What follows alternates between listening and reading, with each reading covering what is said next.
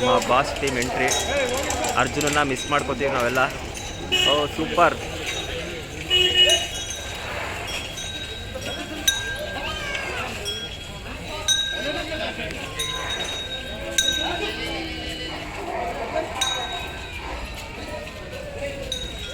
Eklavya super. ನಮ್ಮ ಲಕ್ಷ್ಮಿ, ಬಳ್ಳೆ ಲಕ್ಷ್ಮಿ, ನಮ್ಮ Mahendra future captain ಅಂತಲೇ ಹೇಳ್ಬೋದು. ಎಲ್ಲರ ಹಾಟ್ ಫೇವ್ರೇಟ್ ಭೀಮಾ ಮತ್ತು ಗುಂಡಣ್ಣ.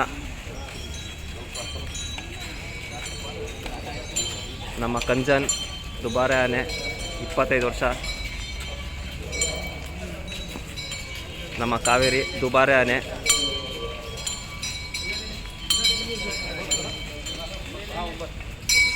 ನಮ್ಮ ಧನಂಜಯ ಫ್ಯೂಚರ್ ಅಂಬಾರಿ ಅಂತಲೇ ಹೇಳ್ಬೋದು. ಇದು ಮತ್ತು ನಮ್ಮ ಪ್ರಶಾಂತ ಮಹೇಂದ್ರ ಸೂಪರ್ ನೋಡ್ತಾ ಇರ್ಬೋದು.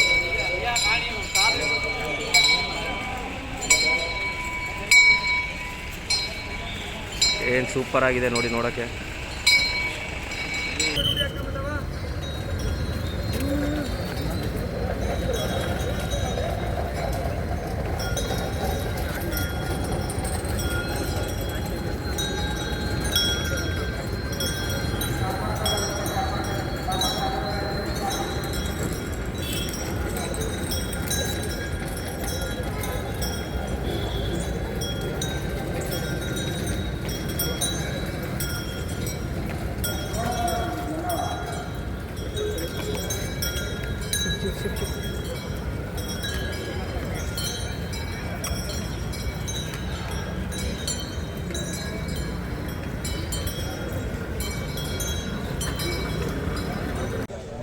ನಮಸ್ಕಾರ ಸ್ನೇಹಿತರೆ. ಸುಮಾರು ಜನ ಕಾಯ್ತಾ ಇದ್ರಿ ವೆಯ್ಟ್ ಚೆಕಿಂಗ್ ಯಾವತ್ತಂತ.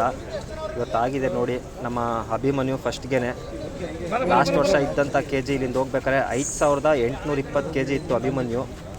ಆದರೆ ಈಗ ಚೆಕ್ ಮಾಡಿದಾಗ 5360 ಕೆ ಜಿ ಇದೆ.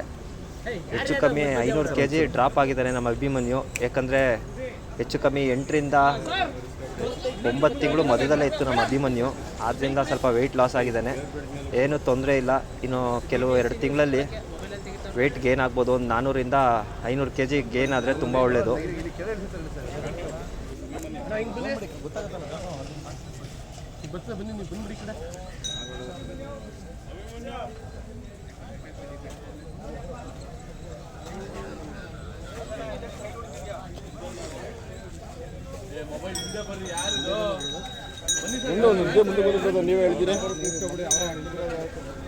ಈಗ ನೋಡ್ತಾ ಇರ್ಬೋದು ನಮ್ಮ ಡೈನಾಮಿಕ್ ಹೀರೋ ಅಂತಲೇ ಹೇಳ್ಬೋದು. Super star Eklavya.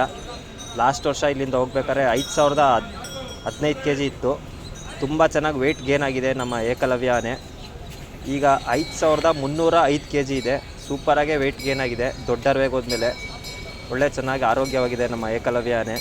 ಮುಂದಿನ ದಿನಗಳಲ್ಲಿ 5000 ಬರೋ ಎಲ್ಲ ಸಾಧ್ಯತೆಗಳು ಇದೆ ನಮ್ಮ ಏಕಲವ್ಯಗೆ.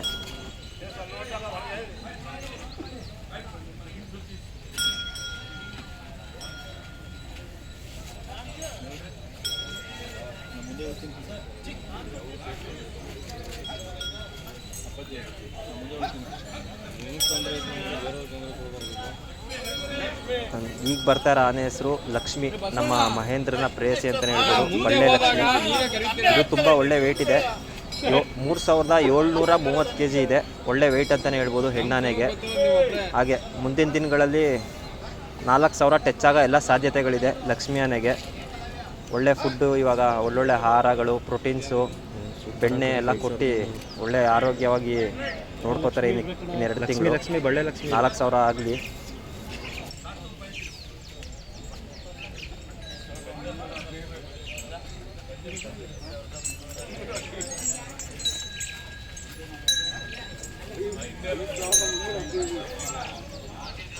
ನೋಡ್ತಾ ಇರ್ಬೋದು ನಮ್ಮ ಮಹೇಂದ್ರ ಆನೆ.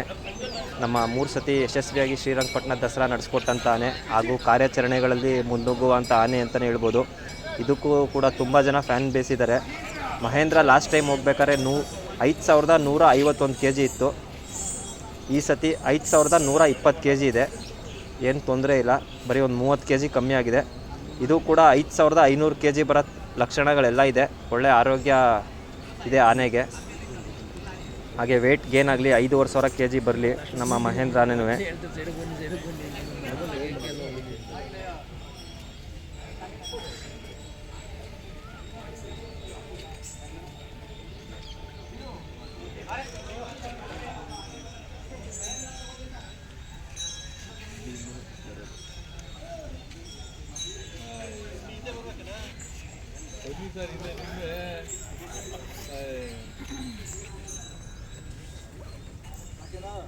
ಅವನೇ ಬಂದ್ಬಿಟ್ಟು ಆತಗೆ ಹೋಗಿ ತೆಗಿಂತ ಇನ್ನೊಂಚೂರು ಮುಂದೆ ಹೋಗಿ ಬ್ರೋ ನೀವು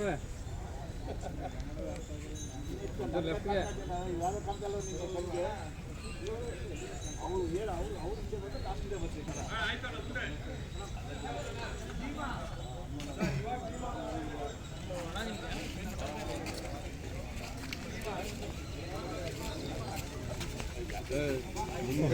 ಈ ಎಲ್ಲರ ಕಣ್ಣಿದ್ದು ನಮ್ಮ ಭೀಮಾ ಎಷ್ಟು ವೆಯ್ಟ್ ಬರ್ತಾನೆ ಅಂತ.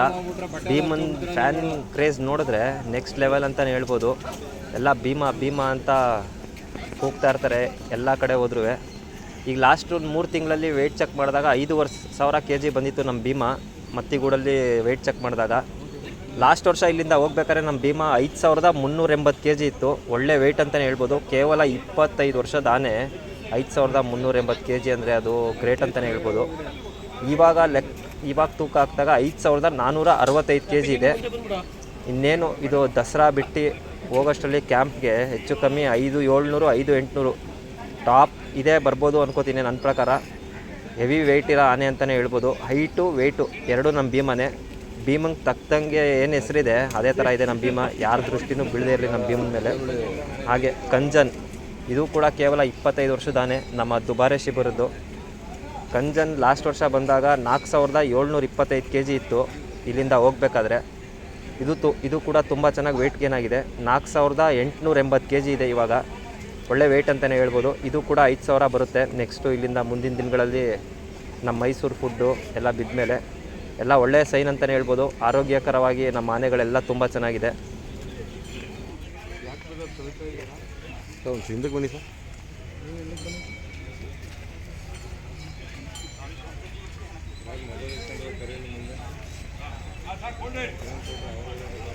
ನಮ್ಮ ಸುಮಾರು ವರ್ಷ ಮಾಡಿಕೊಟ್ಟಂತಹ ಕಾವೇರಿ ಆನೆ ನಮ್ಮ ದುಬಾರೆ ಶಿಬಿರದ್ದು. ಇದು ಕೂಡ ಈ ವರ್ಷ ಬಂದಿದೆ, ಲಾಸ್ಟ್ ವರ್ಷ ಬಂದಿರಲಿಲ್ಲ. ಕಾವೇರಿ ಆನೆ 3,010 kg ಇದೆ. ಹಾಗೆ ಇದು ಕೂಡ ಒಳ್ಳೆ ವೆಯ್ಟ್ ಗೇನ್ ಆಗಲಿ. ಅಟ್ಲೀಸ್ಟ್ 3,250 3,300 ಬಂದರೆ ತುಂಬ ಒಳ್ಳೆಯದು. ನಮ್ಮ ಅಭಿಮನ್ಯುಗೆ ಅಕ್ಕಪಕ್ಕ ನಿಲ್ಲ ಆನೆ ಇದು ಮತ್ತು ನಮ್ಮ ಲಕ್ಷ್ಮಿ ಆನೆ. ಇದು ಕೂಡ ಒಳ್ಳೆ ವೆಯ್ಟ್ ಬರಲಿ.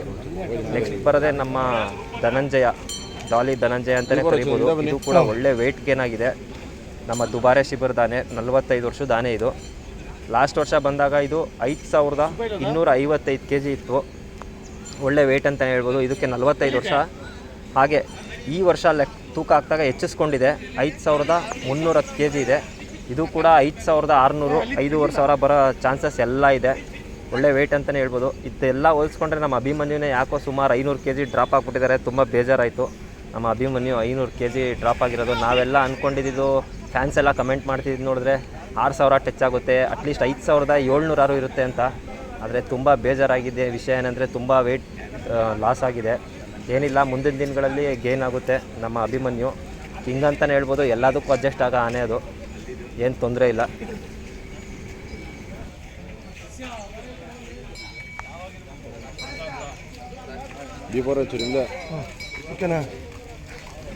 ಲಾಸ್ಟ್ಗೆ ನಮ್ಮ ಫ್ಯೂಚರ್ ಕ್ಯಾಪ್ಟನ್ ಅಂತಲೇ ಹೇಳ್ಬೋದು. ದುಬಾರೆಗಾಗಿರ್ಬೋದು, ನಮ್ಮ ಅಂಬಾರಿ ಲಿಸ್ಟಲ್ಲಿ ನಮ್ಮ ಪ್ರಶಾಂತನೂ ಇದೆ.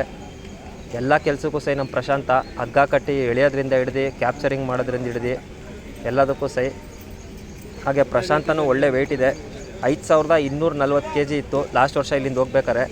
ಈಗ 5,110 kg ಇದೆ ನಮ್ಮ ಪ್ರಶಾಂತನೇ. ಇದು ಕೂಡ 53 ವರ್ಷದಾನೆ. ಒಳ್ಳೆ ವೆಯ್ಟ್ ಅಂತಲೇ ಹೇಳ್ಬೋದು. ಇದು ಕೂಡ 5,400 5,500 ಬರೋ ಚಾನ್ಸಸ್ ಎಲ್ಲ ಇದೆ. ನಮ್ಮ ಗಂಡಾನೆಗಳು ಕೂಡ ಎಲ್ಲ 5,500 kg ಲೆಕ್ಕದಲ್ಲೇ ಇದೆ. ಕಂಜನ್ ಒಂದು ಬಿಟ್ಟು ಕಂಜನ್ನು ಒಂದು 5,000 ಬರ್ಬೋದು. ಎಲ್ಲ ಒಳ್ಳೆ ಆನೆಗಳೇ ನಮ್ಮ ದುಬಾರೆ ಶಿಬಿರದಿಂದ. ಹಾಗೂ ಮತ್ತಿಗಳು ಬಳ್ಳೆ, ನೆಕ್ಸ್ಟು ಸುಗ್ರೀವಾನು ಬರುತ್ತೆ, ಗೋಪಿ ಬರುತ್ತೆ. ಶ್ರೀಕಂಠನ ವೆಯ್ಟ್ಗಂತೂ ಪ್ರತಿಯೊಬ್ಬರು ಕಾಯ್ತಾ ಇದ್ದಾರೆ. ಹಿಡಿದಾಗ 6,500 kg ಅಂತ ಪ್ರತಿಯೊಬ್ಬರು ಡಾಕ್ಟರ್ ಆಗಿರ್ಬೋದು, ಅಧಿಕಾರಿಗಳು ಹೇಳಿದರು. ಆದರೆ ಶ್ರೀಕಂಠನ ವೆಯ್ಟ್ ಚೆಕ್ಗೆ ನಾನಂತೂ ಮಿಸ್ ಮಾಡಲ್ಲ. ಎಷ್ಟು ಕೆ ಜಿ ಬರ್ತಾನೆ, ಇಲ್ಲಿರೋ ಆನೆಗಳು ಒಂದು ಲೆಕ್ಕ ಆದರೆ ಶ್ರೀಕಂಠ ಇನ್ನೊಂದು ಲೆಕ್ಕ ಅಂತಲೇ ನನ್ನ ಭಾವನೆ ಇದೆ. ನಾಡ ಹಬ್ಬ ದಸರಾ 2025 ಅಂಗವಾಗಿ ಮೊದಲೇ ತಂಡದಲ್ಲಿ ಆಗಮಿಸಿರ್ತಕ್ಕಂಥ ಆನೆಗಳಿಗೆ ನಾವು ಇವತ್ತು ತೂಕ ಪರೀಕ್ಷೆಯನ್ನು ಮಾಡಿದ್ವಿ. ಆ ತೂಕ ಪರೀಕ್ಷೆ ಈ ಥರ ಇರುತ್ತೆ. ಅಭಿಮನ್ಯು 5360 kg ಭಾರವನ್ನು ಹೊಂದಿದ್ದಾನೆ. ತದನಂತರ ಏಕಲವ್ಯ 5305 kg ಹೊಂದಿದ್ದಾನೆ.